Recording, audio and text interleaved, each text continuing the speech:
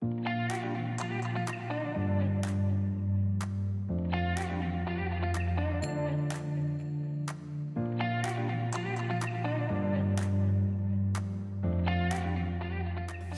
coup, bonjour à tous, Paul Kadgerman de la Chambre d'agriculture de l'Hérault. Je suis conseiller viticole, spécialisé dans l'irrigation et tout ce qui est stratégie hydrique. Alors on a une présentation en binôme avec Christophe parce qu'en fait on va en deuxième partie vous présenter un atelier qu'on a fait sur l'un des accompagnements que je suis, qu'on a fait avec Occitanium. Là l'idée c'est d'abord de vous présenter comment s'articule un petit peu l'accompagnement et après rentrer un petit peu plus en détail avec le Pilotech, donc c'est son auto-construite qu'on a construit de façon low-tech. Du coup, la première partie, ça va plutôt être un retour d'expérience qui est un petit peu plus agro que ce qu'on a vu ce matin. Donc il y aura quelques petites définitions agro sur comment est-ce que ça s'articule un accompagnement à l'irrigation sur ce territoire. Donc en introduction, déjà à quoi ça sert d'avoir des accompagnements à l'irrigation ? À la Chambre d'agriculture, nous, on va surtout suivre des collectifs. On ne va pas s'intéresser à des échelles qui sont individuelles. L'objectif, c'est de s'intéresser directement à des collectifs, donc des regroupements de vignerons ou même des ASA ou des communes qui pourraient nous contacter dans l'objectif d'accompagner des collectifs d'irrigants dans leur utilisation de l'eau pour l'irrigation. Donc, de les faire monter en compétences dans tout ce qui est gestion de l'eau, gestion de leur goutte à goutte ou de leur système d'irrigation, pour qu'à terme on puisse économiser de la ressource en eau. Donc ce qu'il va y avoir, c'est qu'on va devoir être amené à interagir sur des territoires qui sont à chaque fois tous différents et tous assez hétérogènes, comme on va le voir tout à l'heure. Donc on va avoir deux problématiques. La première problématique, ça va être la compréhension de ce territoire-là, parce que chaque territoire va avoir des problématiques et des caractéristiques qui sont un petit peu différentes. Et la deuxième, ça va être de mesurer l'état hydrique de l'eau tout autour du territoire. Ce que je vous propose, c'est de voir un petit peu comment s'articule cet accompagnement-là et de voir aussi quel genre d'outils numériques, nous, en tant que conseillers, on peut déjà déployer et quelles utilisations on en a. Et où est-ce que ça pêche, justement. Donc, dans la Chambre d'agriculture de l'Hérault, on a, pour l'instant, en 2024, on avait 7 accompagnements, 7 collectifs qui ont été suivis. Ce qu'il faut savoir, c'est que chaque collectif a un profil qui peut être assez différent. On peut avoir des collectifs qui vont concerner que 80 hectares, donc là c'est assez petit, c'est assez facile à suivre. Par contre, on peut avoir des collectifs qui sont beaucoup plus gros, avec 1100 hectares de déployés, avec une seule origine d'eau. Donc là, c'est des collectifs qui sont quand même beaucoup plus conséquents et qui vont demander beaucoup plus de temps de suivi et surtout qui vont être très hétérogènes sur la façon de se comporter sur le territoire. L'ancienneté des collectifs est très très importante lorsqu'on fait du conseil parce qu'il y a des collectifs qui datent des années, on va dire des années 80, le plus vieux qu'on a il est de 78, et on a des collectifs avec les nouvelles ouvertures d'eau de BRL qui datent de 2023. Donc on ne peut pas avoir le même discours lorsqu'on fait du conseil à l'irrigation quand on parle à des gens qui ont 40 ans d'ancienneté sur l'irrigation ou lorsqu'on parle à des gens qui commencent simplement à installer le goutte à goutte et qui n'ont jamais vu d'eau sur leur parcelle. Là aussi, notre discours se pondère un petit peu en fonction de l'origine de la ressource en eau. Lorsqu'on a sur le territoire de l'origine de l'eau qui arrive simplement des cours d'eau comme l'Hérault ou l'Orbe qui peuvent rapidement arriver en pression dans la saison et qui peuvent être coupés, on n'a pas du tout le même conseil que lorsqu'on dépend du BRL avec l'eau du Rhône qui a cet avantage d'être un petit peu de ne pas être coupé avec les arrêtés cadres durant la saison. Voilà. Ce qu'on va faire, c'est qu'on va surtout zoomer. Voilà. Donc la caractérisation de la zone d'étude, on va suivre 4 grands paramètres pour rentrer sur une zone d'étude. Le premier paramètre, ça va être le paramètre sol avec la fosse pédologique, des analyses granulométriques et des estimations de réserve utile. On va un petit peu revenir sur ce qu'est une réserve utile, histoire que on puisse tous avoir la même définition. Des paramètres végétales, c'est la deuxième très grosse entrée puisque on doit bien comprendre quel végétal on a sur tout notre territoire qui est étudié, tout notre secteur étudié en fonction du cépage, mais aussi du profil produit qu'on a envie de conseiller. Des paramètres qu'on n'aura pas le temps de détailler ce matin, comme les paramètres climat. Sur une zone, on peut avoir des climats qui peuvent être très différents, notamment en été, quand on peut avoir des couloirs d'orage et qui peut tomber 20 mm au nord et pas au sud de nos territoires étudiés, quand on a des territoires qui sont très grands, et les topographies. Donc ce que je vous propose, c'est de faire un petit zoom en fait, sur l'un des accompagnements, sur la zone d'étude de Villeveyrac, histoire de rentrer un petit peu plus dans le concret. Donc Villebérac, c'est l'endroit où on a fait cet atelier Occitanum en plus, donc c'est parfait. Villebérac, c'est 450 hectares de surface irrigable. Il y a une bonne trentaine de viticulteurs sur ce secteur, en tout cas qu'on arrive à atteindre. C'est donc un territoire qui est assez hétérogène parce qu'on a une grosse phase de plaine avec des sols qui sont plutôt profonds, avec des alluvions et où la vigne va très peu rentrer en contexte de stress hydrique et on va pouvoir se permettre de faire des IGP avec des plus hauts rendements. Et par contre, sur tout le pourtour de Villebérac, on va avoir des sols qu'on appelle un petit peu de type ruf qu'on pourrait trouver vers les Sagagous. C'est des sols qui sont très riches en bauxite, avec ces sols-là qui sont rouges. Donc forcément, là, rien qu'à première lecture de territoire, on sait qu'on va avoir un conseil à l'irrigation qui va devoir se complexifier parce qu'on n'a pas le même type de sol sur toute cette zone-là. Donc comment est-ce qu'on fait pour un petit peu prendre en main cette lecture-là? Il va falloir s'interroger sur les ressources qu'on dispose, nous en tant que conseillers, et on passe par une première lecture, la lecture sol. Donc on va s'attarder sur la RU, donc c'est la réserve utile. En fait, il faut voir sa RU comme une sorte de gros réservoir. Plus vous avez une RU importante, et bien plus vous pouvez incorporer de l'eau dans vos sols. Ce qu'on fait, c'est qu'on va un petit peu essayer de mailler ce territoire et un petit peu essayer de le comprendre avec ce genre de carte. On va différencier du coup 3 grandes catégories de réservoirs utiles. On va avoir la première catégorie, donc là ça va être les sols un petit peu bleu clair sur lesquels on va retrouver de la marne qui peut être assez affleurante et donc avoir des réserves utiles qui sont assez faibles. On va retrouver des sols, là c'est les cas un peu plus marne sableuse où la marne est un petit peu plus loin, donc des cas de RU qui sont considérés comme moyennes. Et comme je vous l'ai dit, des zones de plaine qui sont plus en gris, donc en alluvion, avec des RU qui sont beaucoup plus élevées et qui correspondent à peu près à 200 mm. La RU, c'est ce qu'il faut bien comprendre quand on parle de réserve utile, c'est que la RU, ça va être une profondeur d'enracinement. Forcément, si vous avez une zone qui explore seulement 50 cm, eh ben, le réservoir utile sera beaucoup plus faible que si vous avez une vigne qui va explorer 1,50 m de sol. Ça va être des textures. Si vous avez des textures très fines en argile, en limon, eh ben on va avoir une RU qui est beaucoup plus importante que si vous avez des sables qui sont plutôt grossiers, qui ne vont pas réussir à lier les molécules d'eau. La teneur en éléments grossiers, là on parle simplement de cailloux. Si vous avez 30% de cailloux dans votre sol, bah, ça fait 30% d'eau en moins que vous pouvez lier.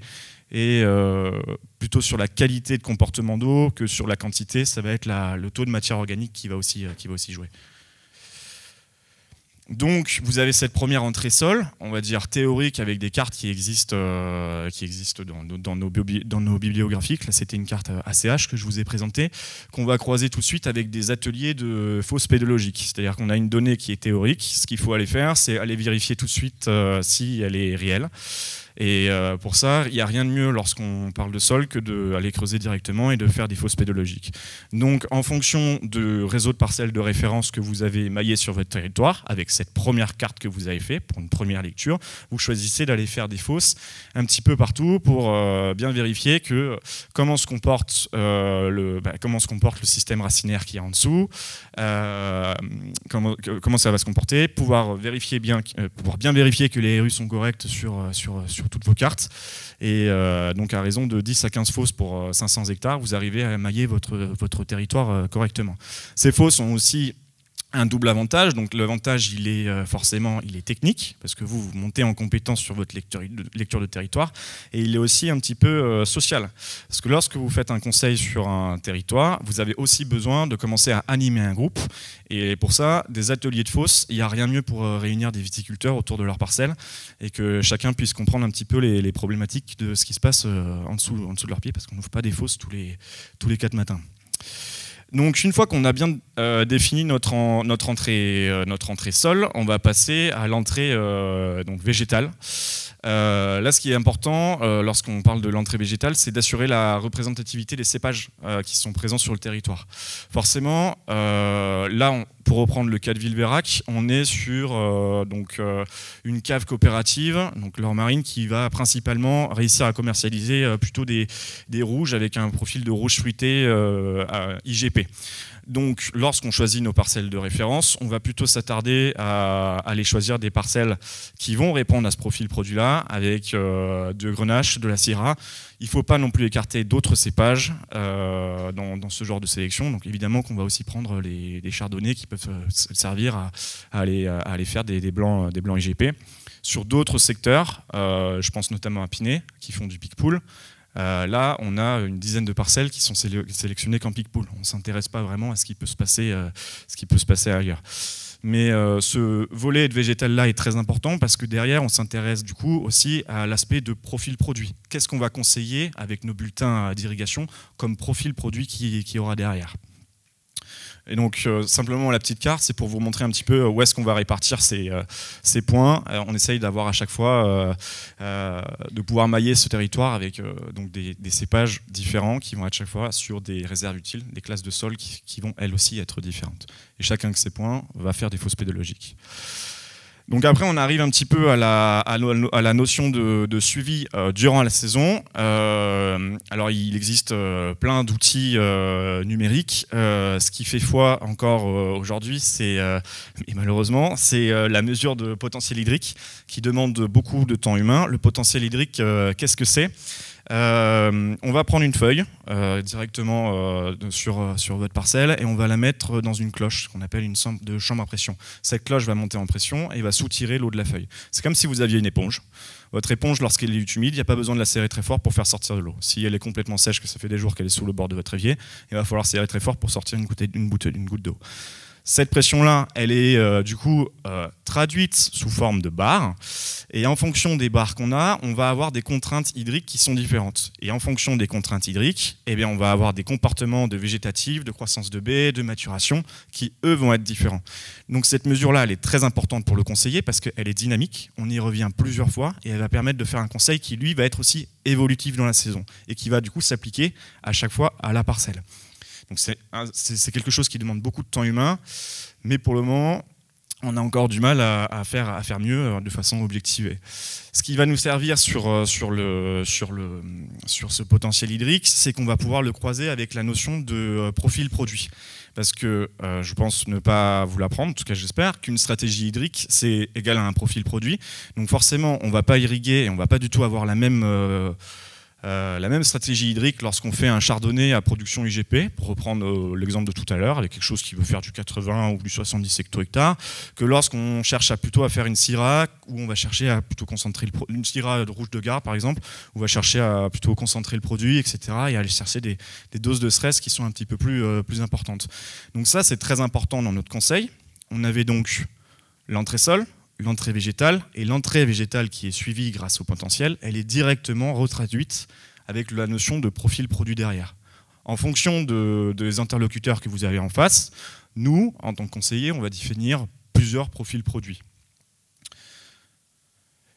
Ensuite arrive du coup l'outil numérique qu'on utilise le plus dans ce cas d'accompagnement, c'est la notion, c'est les bilans hydriques. Alors là, je vous présente le bilan hydrique qu'on utilise à la Chambre d'agriculture de l'Hérault. Je ne veux pas faire de la pub pour Vintel, il y en a plein d'autres. Il y a l'INRAE et l'IFV qui ont développé Wallis. Il y a aussi OptiIRRIG qui a été développé par la Chambre. S'avère que cette année, on a utilisé, et les années précédentes, on a utilisé Vintel, donc c'est pour ça que je vous le présente.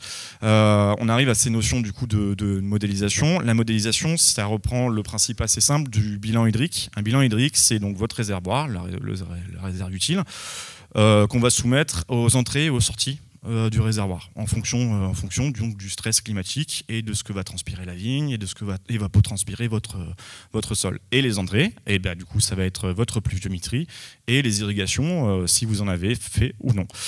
Donc nous, ça nous permet, en tant que conseiller, d'avoir eu la chance de bien paramétrer son modèle grâce aux fosses, grâce au comportement qui est suivi avec Apex, avec avec les chambres à pression, de bien pouvoir paramétrer ce genre de modèle et ensuite de pouvoir le laisser tourner. Donc il y a d'abord une grosse période d'introduction où le modèle doit être paramétré avec différents indicateurs pour qu'il puisse tourner après de façon assez autonome et qu'on puisse économiser du temps et du temps humain à pouvoir se rendre à la parcelle et surtout avoir un regard un petit peu sur tout ce qui se passe durant la saison. Parce qu'on a des indicateurs de suivi qui sont très très bons en été, mais on commence aussi à avoir des sécheresses et des stress climatiques qui peuvent être importants soit en fin de saison, soit dans les périodes de printemps qui nous intéressent aussi.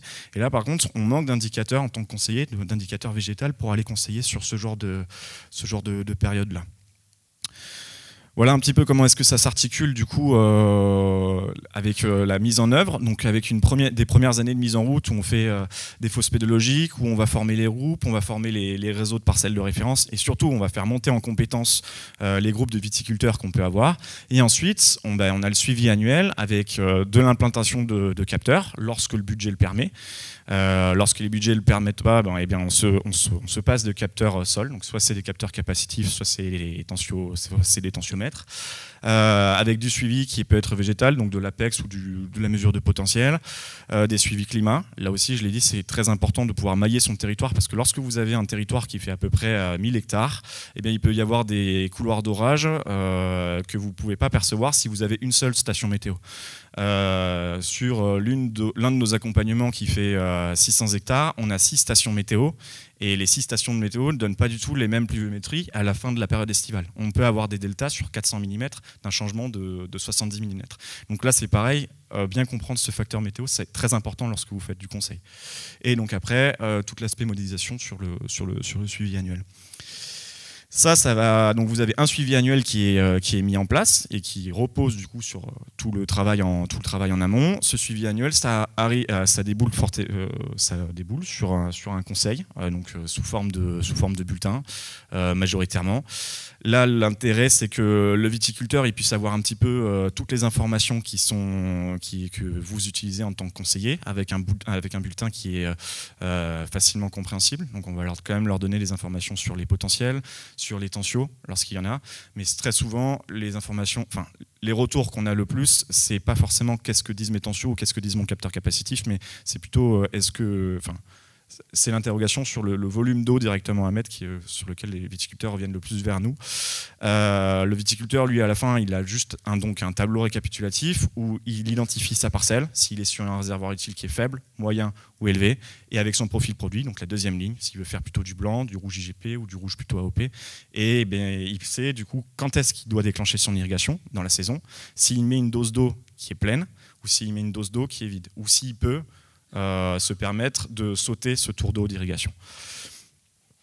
Voilà un petit peu à quoi ressemble le bulletin une fois qu'il est publié, donc avec les informations que je vous ai détaillées.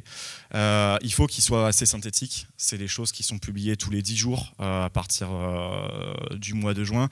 Donc ce n'est pas des choses qui doivent être très très conséquentes pour l'agriculteur à prendre en main.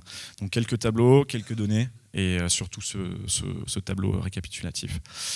Le point fort de cette méthode, c'est que d'une part, il va nous permettre avec cette méthode-là de pouvoir comprendre des territoires qui sont très souvent différents et des publics qui sont très souvent différents, avec des territoires qui peuvent être complètement hétérogènes. Deuxième point fort, c'est qu'on va, grâce à un gros temps de présence sur le terrain, eh bien, on arrive à capter l'attention de tout de même pas mal de monde, et on arrive aussi à les faire amener à s'intéresser sur des sujets d'irrigation et des sujets hydriques. Sur les questions de l'eau, oui, mais aussi sur d'autres questions, sur l'enherbement, sur les ombrages et d'autres leviers sur le changement climatique. Parce qu'on arrive du coup à les ramener en formation, et on arrive aussi à leur faire des ateliers, comme ce qu'on a pu faire avec Occitanum cette année, à Villeveyrac. Donc on arrive à un petit peu les sortir et leur faire voir un petit peu plus grand sur ces questions hydriques-là. Point faible sur cette méthode, c'est que ça nécessite un temps de présence humain qui est conséquent. Même si on commence à avoir beaucoup d'outils numériques qui nous permettent d'automatiser certaines choses, un outil numérique, eh bien, il va quand même y avoir de la maintenance sur le terrain, il va y avoir de la casse parce que très souvent c'est du matériel qui n'appartient pas aux viticulteurs et donc il n'y fait pas vraiment attention. Donc il y aura de la maintenance, il y aura beaucoup de questionnements sur comment est-ce que ça fonctionne, où est-ce que je l'installe. Donc c'est pas parce que vous avez des outils numériques qui vous permettent d'automatiser un petit peu les indicateurs et le suivi que vous gagnez réellement du temps. Le temps humain qui est consacré est quand même assez conséquent sur ce genre d'activité-là. Et dernier point faible, là c'est plutôt sur la méthode. On ne peut pas avoir toutes les parcelles. Lorsqu'on fait du conseil collectif comme ça, forcément, il existe des zones d'ombre sur ces zones. Et donc on n'arrive jamais 100% à couvrir l'entièreté du territoire. Voilà, je vais laisser la place à Christophe. S'il y a des questions sur toute cette partie-là, on les prend après. Comme ça, ou je sais pas en fait, si on a le temps. Je sais même pas si j'ai été rapide là. Je crois que j'ai été rapide. Je suis toujours rapide. Hein, il reste 10 minutes. Oh bah c'est bon. Tu y vas. Vous avez une question qui vous brûle les lèvres ou pas? C'est plus une question sociologique. Oui. Vous êtes super précis dans les conseils, Oui. profil produit, etc. On essaye. Voilà. Est-ce que vous avez des retours de suivi de vos conseils des viticulteurs par rapport notamment à ceux qui sont contraints par les cours d'eau? Est-ce que le viticulteur arrive à passer son cours quand il a l'eau disponible? Est-ce qu'il arrive à fermer les vannes quoi? Là, on aborde une question clairement sociale du conseil et qui est assez importante parce que en fait, c'est aussi pour ça qu'il ne faut pas se séparer du temps humain et de la présence sur terrain parce que le bulletin, c'est un mail. Lorsque je te dis, eh bien, écoute, là, tu peux sauter ton tour d'eau et fais-moi confiance. Et j'ai pas forcément envie de croire ce mail. Par contre, croire le conseiller qui t'accompagne, qui est présent sur le terrain et que tu vois toutes les décades de jours parce qu'il est présent et qui te dit, ben là, sur ce profil de sol, ta parcelle, je la connais, on a modélisé et tu lui montres les données, là oui, là, si le discours est plus humain, il arrive plutôt à sauter sur dos. Et après, c'est des relations de confiance qui sont construites entre conseillers et viticulteurs. C'est toujours la même chose. La première année que j'ai fait les conseils, j'ai pas eu beaucoup de retours très très positifs. Là, ça commence à faire la 3e année que je suis sur ces zones-là, pour certaines zones. J'ai l'habitude de travailler avec certaines personnes et le discours passe aussi un petit peu mieux et on arrive à aussi aller plus loin dans les conseils. Pas seulement sur l'irrigation, mais sur des questions d'enherbement, etc., etc. Donc oui, ça marche avec du temps. Avec du temps. Oui.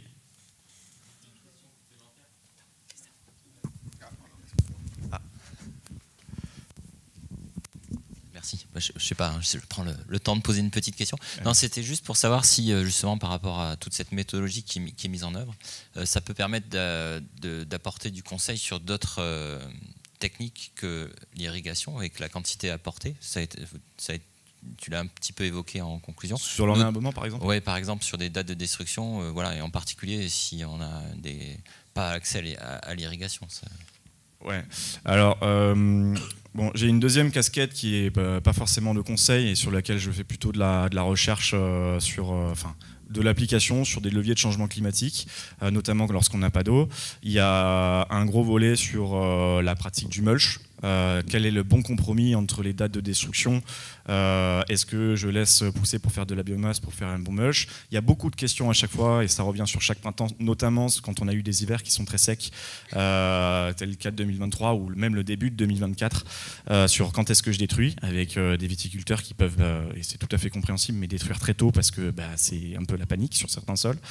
C'est des questions qu'on a du mal à encore atteindre lorsqu'on fait ces bulletins d'irrigation, à atteindre de façon globale. C'est sûr que lorsqu'on les a au téléphone, etc., on y arrive. Mais par contre, sur un bulletin, les bulletins ne sont pas encore faits en sortie de printemps pour des dates de destruction, enfin pour des destructions de couverts. Peut-être à l'avenir sur ces questions-là. Ouais. Et s'il y a une demande, surtout. C'est surtout ça.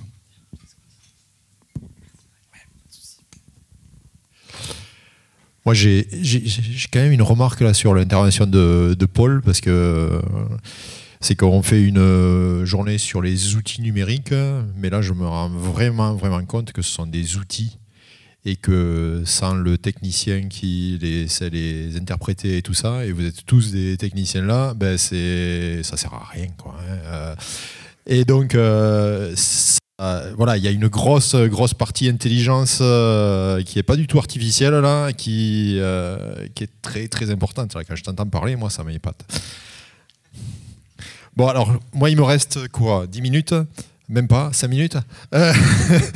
Je vais parler du Pilotech, ouais, parce que on a été un petit peu fou à un moment donné. On est parti à faire construire. Alors, il y a le Mobile Lab Agrotique qui a mis des tutos sur leur site internet pour fabriquer des sondes capacitives de mesure de l'humidité des sols. Et du coup, on est parti avec ce groupe d'agriculteurs de Villeveyrac pour leur faire fabriquer des sondes. On avait 10 viticulteurs qui étaient là. On avait acheté des fers à souder, des tas d'équipements et tout, et on les a mis au boulot et à fabriquer des sondes. Donc c'était très très très intéressant à faire, mais bon, on a essuyé quelques petits plâtres. Bon, alors comment fonctionne le Pilotech? On va avoir un capteur d'humidité du sol qui va être relié à une petite puce, un petit calculateur qui va envoyer tout ça en LoRa. Voilà. Donc le capteur d'humidité du sol,